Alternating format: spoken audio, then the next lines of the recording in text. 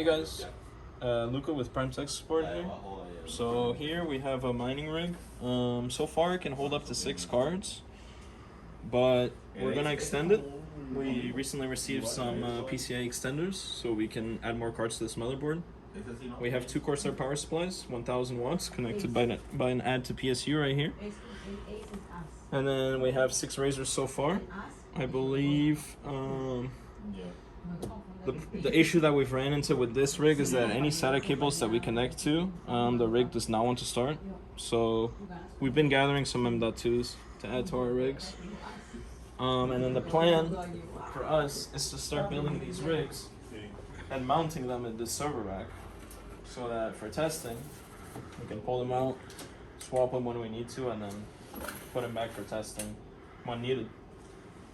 Thank you.